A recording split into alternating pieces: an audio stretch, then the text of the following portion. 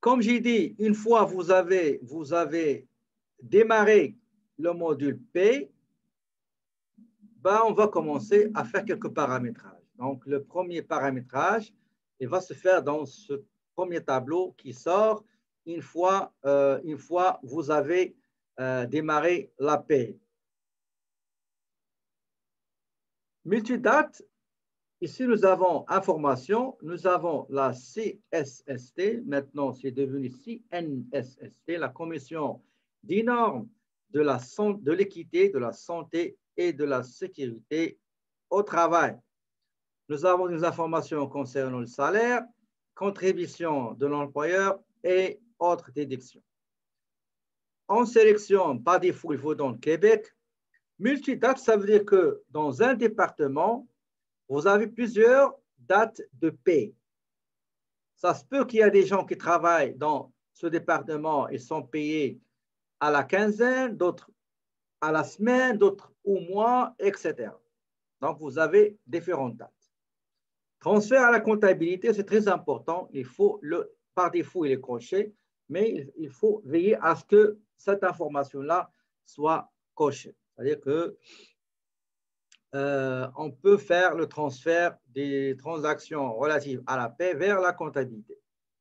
Donc, si vous allez faire un dépôt direct, ben, vous allez le cocher et vous aurez ici des informations à remplir, par exemple la banque et le mode de paiement et le mode de transmission. Vous allez envoyer du papier, une disquette, un courriel, etc. D'accord? Donc, nous n'allons pas faire le dépôt direct. Affichage compact. Qu'est-ce que ça veut dire, affichage compact? Est-ce que vous vous rappelez quand on a vu dans ça 50, quand on veut faire la production et l'établissement des états financiers, état de résultat, bilan, la balance de vérification, etc., il y avait une option masquer les soldes à zéro. C'est ça ce qu'on appelle, à Combat, on l'appelle affichage compact. Ça veut dire que les comptes non mouvementés, non utilisés, qui comportent zéro, on ne va pas les voir. D'accord? Là, c'est la CCQ, donc l'entreprise-là, cette entreprise-là, il ne travaille pas dans ce qu'on appelle la construction, dans le domaine de la construction, parce que le CCQ, qui est la Commission de la construction du Québec, il a 3 rôles. Le premier rôle, c'est veiller sur l'application de la loi sur les relations de travail. Deuxième rôle, responsabilité, la formation professionnelle et la gestion de la main-d'œuvre dans l'industrie de la construction. Ça, c'est 3. Donc, la première, j'ai dit, l'application de la loi sur les relations de travail. Deuxièmement, la formation professionnelle. Et troisièmement, la gestion de la main-d'œuvre dans l'industrie de la construction.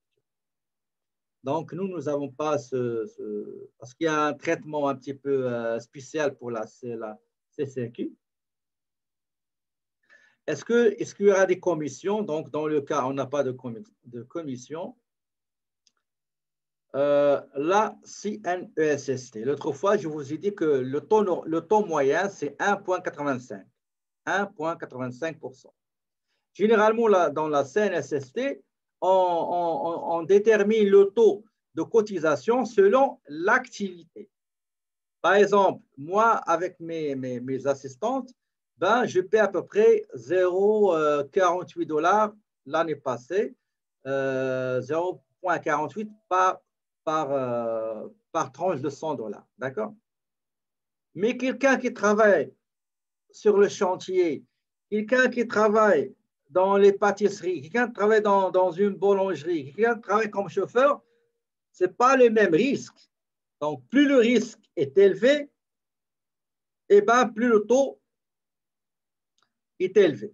D'accord? C'est quoi l'affichage compact? J'ai déjà expliqué c'est quoi l'affichage compact. Okay? C'est quand vous faites masquer les soldes à zéro. Vous aurez juste les choses avec des chiffres. Pas beaucoup de pages avec des 0, 0, 0, 0. D'accord?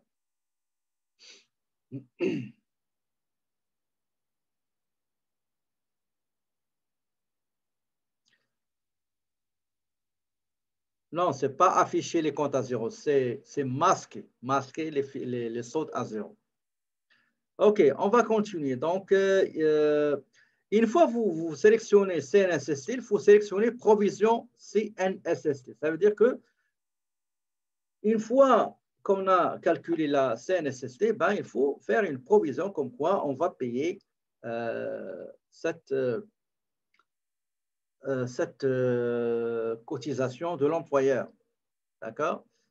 C'est comme les congés à payer, etc. C'est des provisions qu'on fait.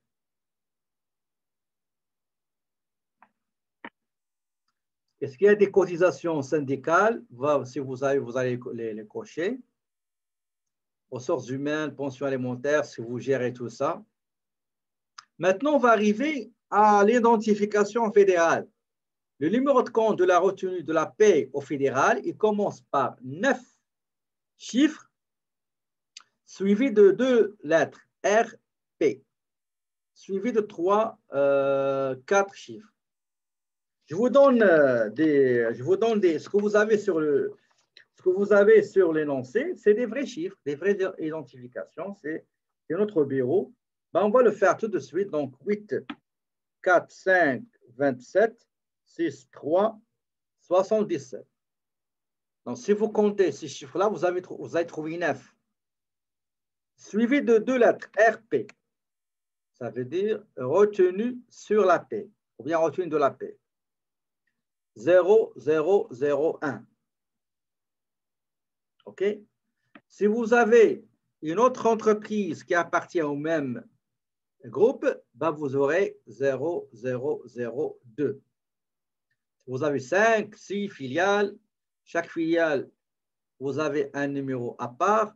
Ben vous aurez 0, 0 selon le nombre de filiales. Le taux, c'est le taux normal. Le numéro de retenue deuxième, ben, on a une seule société. Si on a deux, on va mettre la même compagnie, mais avec 0002. D'accord? Calendrier de remise. Généralement, pour nous, on fait le trimestriel.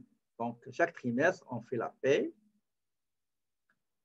Et pour les remises pour le Québec, c'est mensuel. D'accord? De toutes les manières, avant d'arriver au calendrier de remise, on va saisir le numéro d'entreprise du Québec. C'est comme la matricule d'une voiture. D'accord? Donc, il est composé par 10 chiffres. Je vous donne notre NEC. Donc, c'est 116, 9, 4, 7, 8, 7, 8, 2. D'accord? Donc, c'est 10 chiffres. Si vous les comptez, vous allez trouver que c'est 10 chiffres. Numéro d'identification pour la paie. Il y a 9 chiffres. Je vous donne les 9 chiffres. Donc, c'est 1, 22, 07, 02, 37. D'accord?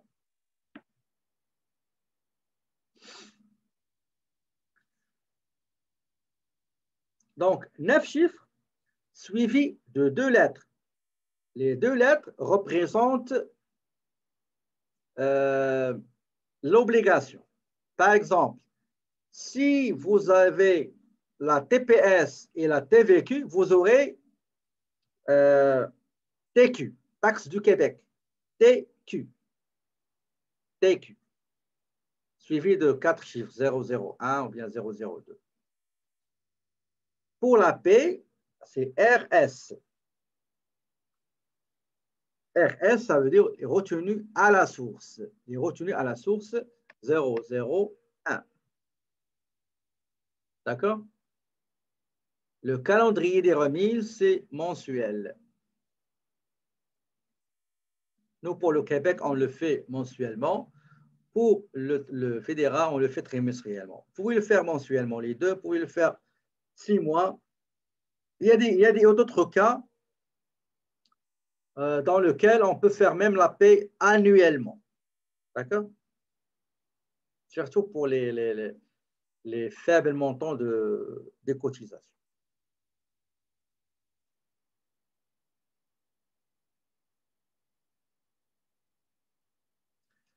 Donc, c'est les principales choses à faire dans la configuration de la paie. Pour ce qui est salaire minimum, vous avez ici 3 types de salaires. Vous pouvez mettre, par exemple, on peut mettre 13,10, qui est le salaire actuel. Le salaire minimum au Québec, c'est 13,10 à compter du 1er mai 2020. D'accord?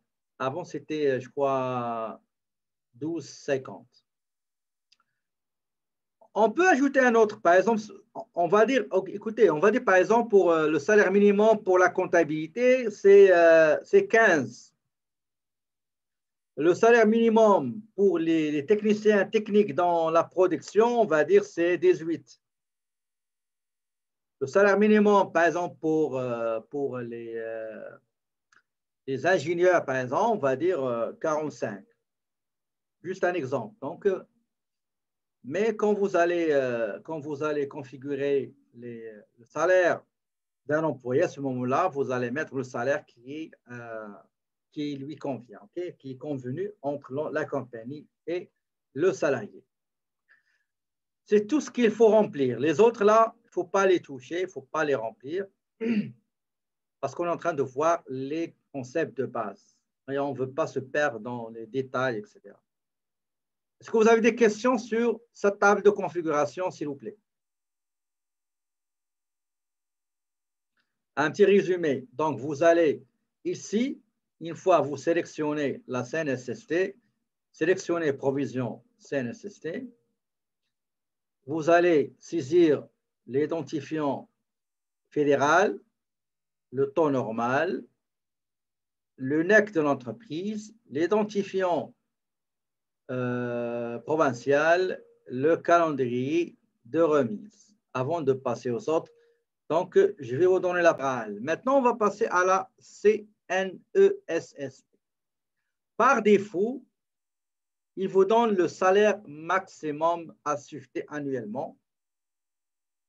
Ça, vous n'aurez pas besoin de ça. D'accord? Pour le cas. Ce qui est intéressant, c'est de donner le taux de cotisation. Le taux de cotisation. On clique sur ces 3 points et on va saisir le taux. Le taux, c'est 1,85. Je ne vais pas vous donner les taux. Pour qu'on soit clair, vous avez tout dans les étapes. Dans les 2 pages, vous avez les taux. Donc, vous allez vous débrouiller et chercher les taux. Je ne vais pas vous donner les taux. D'accord? Donc, le taux de la cotisation de l'employeur à la CNESST, c'est 1,85. Ça, c'est la moyenne. D'accord? La moyenne. Attendez juste le taux moyen de prime de la CNESST est de 1,85 par tranche de $100 de masse salariale. Ça, c'est le taux moyen. Le taux moyen. Si vous prenez le guide, vous allez trouver à peu près 60 pages. Pour chaque activité, il y a des taux. D'accord? Nous, ici, dans la table des taux de 2020, ils sont classés selon ce qu'on appelle les unités de classement. Le taux moyen, il est de 1,85. D'accord? Donc, c'est pour ça qu'on a pris 1,85. Donc, attendez juste une seconde, ce ne sera pas long.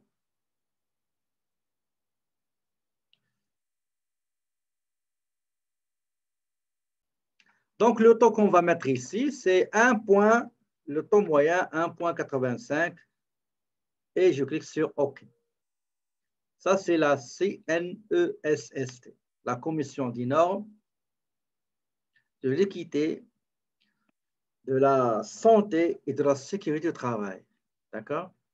C'est une fusion qui a été faite entre 3 organismes. C'était la Commission des normes de travail, la commission de l'équité salariale et la commission de la sécurité au travail. Donc, on les a fusionnés pour un seul organisme étatique qui est la CNESST. Je vais aller maintenant au salaire. Au salaire, il ne faut jamais toucher cette partie-là. D'accord? Ni cette partie-là, ni cette partie-là. On remplit juste information CSST. Et d'ailleurs, dans le guide que je vous ai déposé hier, le guide, pas les étapes, le guide, j'ai pris dans le screenshot, la prise d'écran de l'image, je vous ai écrit à ne rien saisir, à ne pas toucher. D'accord? Donc, une fois vous avez terminé information CNESST, ben, ces trois-là, il ne faut pas les toucher pour le moment. Une fois que vous terminez, vous cliquez sur enregistrer. Regardez qu'est-ce qu'il va vous demander. Il va vous dire, écoutez, ce numéro doit être composé de 10 chiffres, suivi de RC, suivi de 4 chiffres. D'accord? Généralement, il y a un problème dans la version scolaire. Les chiffres sont vrais. Les identifications sont authentiques, mais il ne les accepte pas. Donc, qu'est-ce que vous allez faire? Il va vous demander, désirez-vous les corriger? Vous dites non. Et vous cliquez sur suivant. D'accord? Je répète. Pardon. Qu'est-ce que j'ai dit? J'ai dit, voilà. Je clique sur enregistrer. Il va vous demander de corriger le numéro composé de 10 chiffres suivi de retenu à la source. On va revenir pour voir est-ce que je me suis trompé. Tout simplement pour ne pas dire n'importe quoi. Donc, c'est 1, 2, 3, 4, 5, 6, 7, 8, 9. 9, normalement, c'est 10. Je vais voir où je me suis trompé. Donc, c'est 1, 22, 0, 70, 23, 71. Et la raison. D'accord? Et la raison. Donc, il faut avoir 10 chiffres. 10 chiffres. Donc, enregistrer, suivant, terminé. Voulez-vous vraiment mettre en marche les applications sélectionnées avec les paramètres? Voici les paramètres. Donc, plan comptable. Pour une entreprise qui fait la vente au détail, plan comptable a été modifié, non? Il contient 136 comptes. Pour la comptabilité, il y a 12 mois, égal à 12 périodes. La paie a été définie. Les applications qu'on n'a pas touchées, projet et taxation, je dis oui. Et voilà, mes amis, le module de la paie a été démarré, a été activé, a été mis en marche. Le terme utilisé par l'OCS, c'est mettre en marche. D'accord? Le terme utilisé par Acomba X, c'est démarrer. D'accord? Donc, pour ces comptes, ben, il est démarré automatiquement par défaut. Ils sont déjà démarrés et activés. Est-ce que vous avez des questions à propos de démarrage, de la mise en marche du module de la paie? C'est comme ça qu'on fait la mise en marche du module de la paie. Est-ce que vous avez des questions ou bien c'est facile?